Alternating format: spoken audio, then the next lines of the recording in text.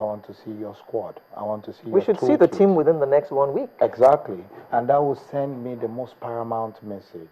Because if it is same old, then you are not going to inspire me. If you're going to We hear it's not going to be same old, same well, old. we hear, I want to see it. He's making the right noises. He's huffing and puffing in the right direction. But the follow through is equally as important. I would want to see what square pegs is he putting in what square holes, what round pegs is he putting in what round holes. I would also want to see him hit the ground running without trying to reinvent the wheel.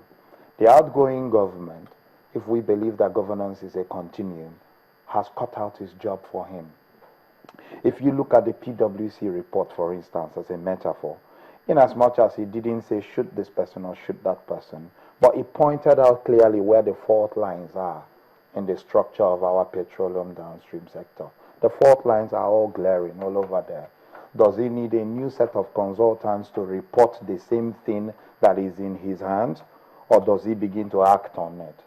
If you look at other social discussions we've had, especially in the Constitutional Conference, which report has been handed over to him, he may not adopt it willy-nilly. But there are insipid evidence within those documents of things that Nigerians crave as a restructured change. Would he begin to address his mind, his body language, and those of his handlers in those directions? Or is he going to say, oh, no, I don't want to hear whatever they said yesterday. I'm going to say a new thing. Well, if that be the case, I still want to express that Nigerians should begin to change in the direction of now setting a memorial of promises for our politicians. You have told us this. So we should set up a fact-check website with all those your promises and start timelining and benchmarking them. Have you done this? Nope. Have you done this? Nope. Have you done this? Nope. By second year in office, you already know that you've lost the momentum of the populace following you. You talked about mobilizing the people. For me, you mobilize me by showing me your early morning countenance. In my place, there is a proverb that we say, I accept the countenance of a child, the face of a child, before I accept his gift. What is his body language? Well, yes, we've all said our expectations here. You're a software writer, right? He hasn't given any expectation. Okay, sorry. You know your demand. Okay. You are into software. Yeah. What the two of them have talked about has to do with the software of the Nigerian. Okay. I scribbled something here when Atta started. I said, do the parents, let's begin from there, do we the adults even do that to the children that we meet with every day? In other words, are we even having the right mindset that we expect our leaders to have? You asked me this question, and it's a little bit big for me, and I would explain to you why. I have a 9-year-old son, 10 years now, TJ, that I went once and I was talking about Nigeria, and he says, Dad, how come everybody starts saying that Nigeria is no good? And I said, TJ, Nigeria is good.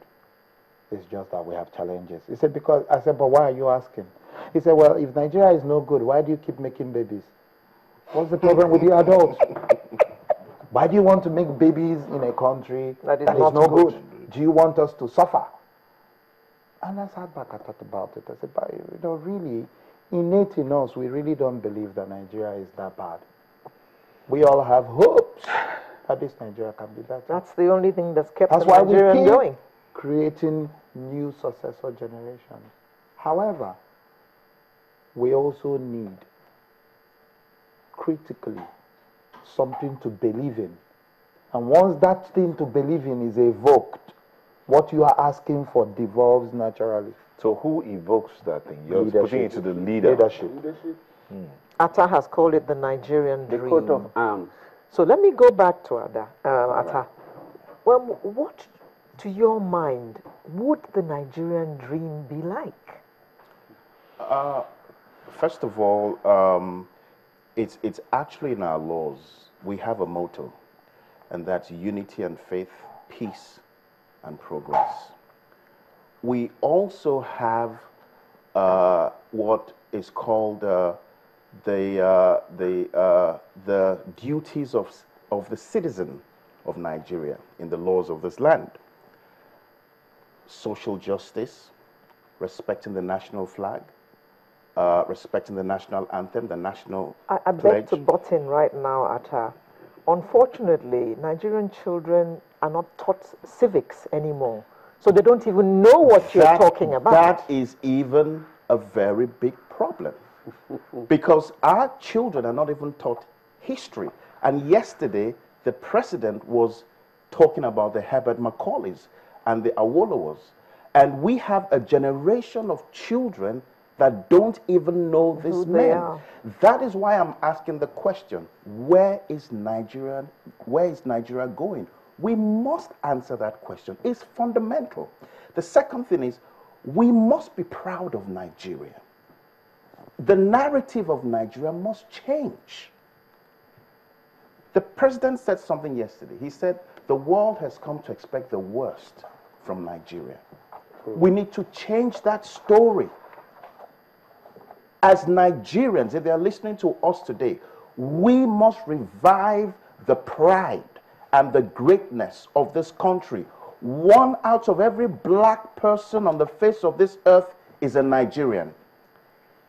18% of the population of Africa is made up of Nigerians. Nigeria has a place in this world. If out of every 4 black people, 1 person is a Nigerian, we have a cause already. We have a platform. We have a statement to make to the world. Unfortunately, the model we're presenting of the black race has been wrong. We need to redefine that. And I believe in the next 100 days, the president who has had a record of discipline and reorientation, I believe that he can start the process going by us asking the question, what is it? What does it mean to be Nigerian? Where are we going? What is the direction of this country? What is the Nigerian dream? We must answer those questions. If we don't answer those questions, giving my friend here power will be meaningless because we won't have the character and the integrity to sustain it. Talking about, someone said the president looks like the only person in a long while who sat down and thought about the fact that I want to lead Nigeria. So he would definitely have a plan.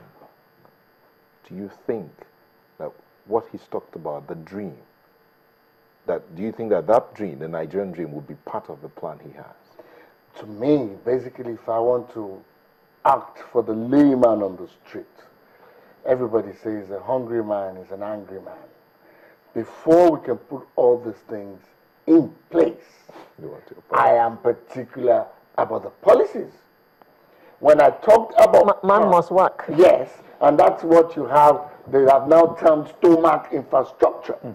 Now, I think they're different. I think they're different. Okay, when I talked about power and the policy, so to say, I want a situation where if we have power and the barber can go on barbing without interruption, the organizer is at peace, things will fall in place. When we look at banking policies, for example, in Nigeria, as of today, the CBN and Co. is almost 30%. Where do you want the common man to get funds from? Now, when we do all these things that you have done it, then we can now come to the orientation. It is, I agree, it is important that we need a change orientation. But how would I have a change orientation when I see my leader, or supposed to be leader, who is either in the Senate or is a governor, like Ben Bruce said, going in first class, drinking champagne, buying houses in London, buying a Banana Island and Parkview, yet he's not paying salaries for his staff in his state for 6 months, 7 months. We need to come back to basics. And to me, that is the Nigeria I expect. So it will start from the leadership. We start from the leadership.